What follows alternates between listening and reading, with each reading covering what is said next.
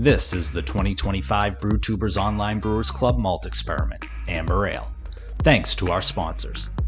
5 Star Chemicals. Check out their new online straight-to-consumer homebrew shop where you can buy everything from Star San and line cleaner to the new liquid PBW that can be used at temperatures as low as 58 degrees Fahrenheit.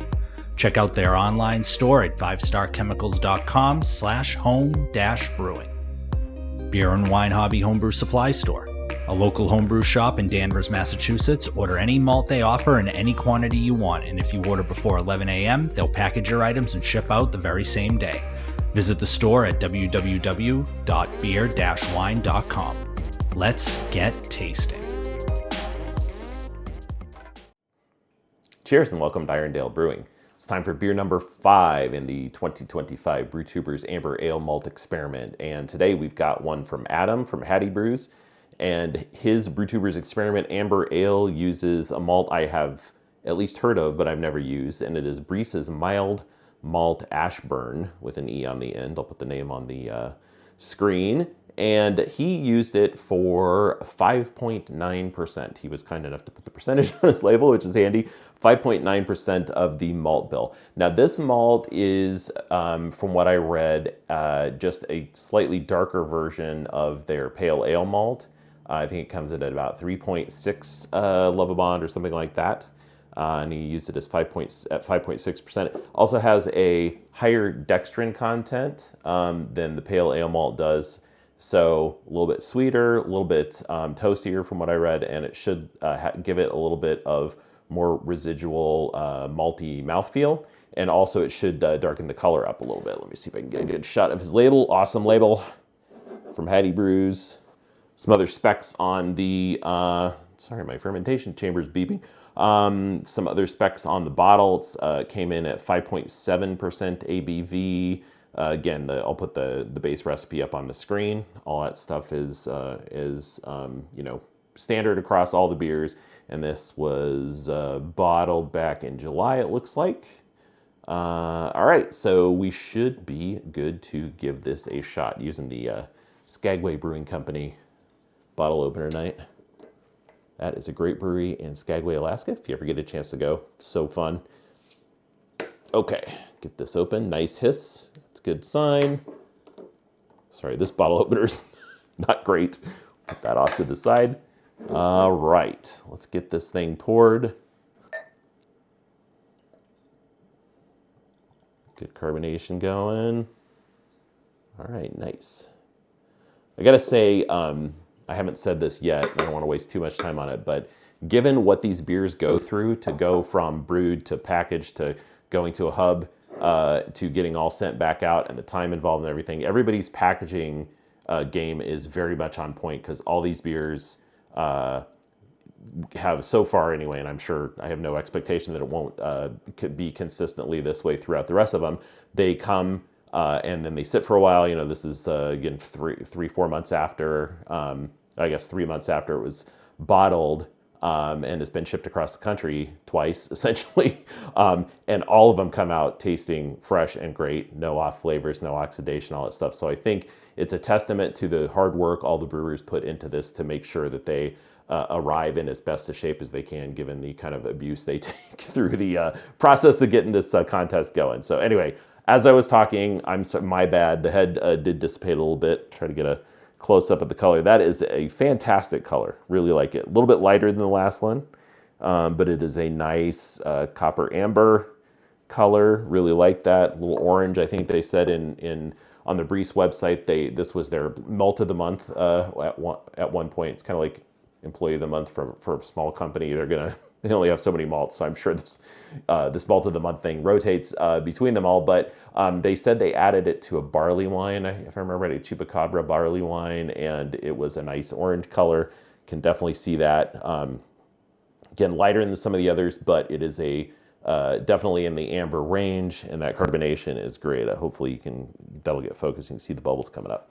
All right, let's get a sense of the nose on this thing.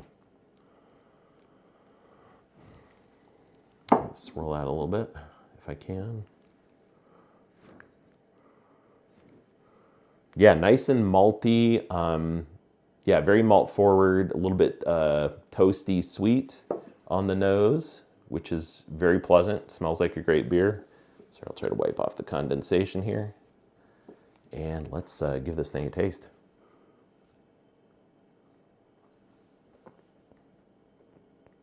Oh, wow, that is really good. That's really good. I mean, if I went into a bar and ordered an amber ale and got this, very on point. Yeah, I really like that mild malt. It gives enough enough bready maltiness and just enough additional mouthfeel with that higher dextrin content that it makes this beer drink maybe a little bit heavier than it looks. And I don't mean that in a bad way. I mean, like, it's nice and malt forward. And on this one, like some of the others, or like I guess a couple of the others, on this one the hops do come through a little bit more. I think given the fact that this is only, 5.9% of the malt bill, it doesn't kind of overwhelm that excellent fundamental underlying recipe, and allows the hops to come through definitely in the finish a little bit more than some of the others.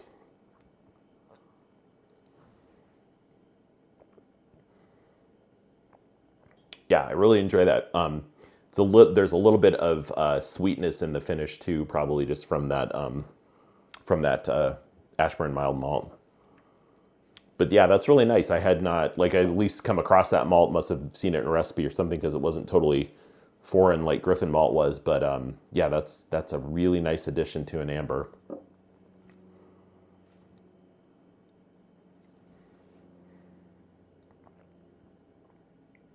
Yeah, that's a great beer. Great job, Adam. This is a really excellent beer. Trying to think what else to say about it.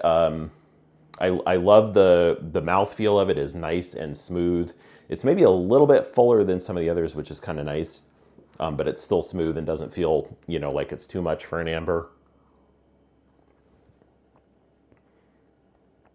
And it's a really good balance of maltiness and the hops in the finish. As I have a couple of more sips, it's maybe just a little bit, there's a little bit of residual sweetness, which isn't uncommon in ambers.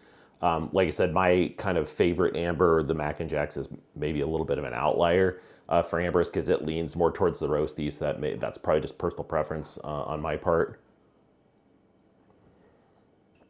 But yeah, this is a really excellent beer. So we'll do the usual thing. Would I use this in amber ale? Absolutely. I think it's a nice addition. Trying to think, the color comes out great. That percentage is very much in line with what Brews recommends. I think they said it can be used in bigger beers up to 50%, and in kind of lighter beers, I think they emphasize more of its use in the British styles, which I can totally see, because this does drink not unlike the best bitter I made a couple of batches ago. It has that same kind of finish where it's a little bit sweet, a little bit tangy almost. So I can totally see using this in a British beer as well, like a mild or a bitter. Maybe that's why they named the malt mild, is because it's for those styles. But yeah, that's a really nice addition to an amber. Where would I put it in the rankings? This is getting harder and harder. I'm going to say this one is, I'm going to put it at the new number 3. The more I have of it, the more I kind of lean away from American amber and into that British territory. And maybe that's just because of my recent, experience with that best bitter. But it definitely works well. And if you like amber ales that are kind of more in that vein and maybe a little bit sweeter and less roasty, then you would love this one. And I'm not saying I don't like it, because I'm going through it pretty quick here, and it's an excellent, very well executed beer. Like I said earlier, all these have been just the quality of brewers in this club is pretty off the charts good. This one could maybe use if I'm again going into nitpicky mode, head retention could maybe be a little bit better, but again, given what these beers go through, it's not a knock really. But you can still, I hope you can see on the camera, it's still got a cap on there, so it's definitely not absent head retention. And certainly if I swirl it, it brings it back up very nicely. And as you can see, that carbonation is great. It's still bubbling up from the bottom. Again, I'm using a non-nucleated glass, just a plain old pint glass for all these. So there's no trying to keep the beers as uninfluenced by the glassware as possible. Yeah, so I think that's the new number 3. I'm trying to think if I would use it in combination with anything else. Kind of along, I'd say along the lines probably of the Carolina Biscuit Malt. I think if you had some of this, and for me, again, just maybe personal preference, something like the Amber Malt or something that had a little bit more roastiness to kind of counteract or, you know, integrate with the other things going on, that might, for my taste, would be a little bit more of a on-point amber ale. But this is an excellent beer. Really like it. And as I said with the Griffin malt, I don't know in my brewing schedule that I have coming up even over the next year that this would have come up. So it's really great to get to try all these malts. This is just, it's such a fun thing to be a part of, and I so appreciate all the time and effort people put into making all these beers so that we can all learn from one another and kind of accelerate our learning and get to actually try these malts, not just read about them online and think about how they might come out in a real beer. But the amber ale recipe that Nick and Kurt came up with as the vehicle for this is fantastic, and getting to see how all these malts influence that base recipe is just, it's a blast. Yeah, I think I'll leave it there. Like I said, just to sum up, it is it's almost gone. The more I'm drinking it, the more it's reminding me of my best bitters. So kind of, if you have that in mind, but with the, you know, in the mix with an amber ale, you'll get a good sense of what this beer tastes like. Again, excellent job, Adam. That's the new number 3, and I guess I'll leave it there for today and go finish this excellent beer, and we'll move on to beer number 6 in the next day or two. Cheers. Thanks, Adam. See you in the next one.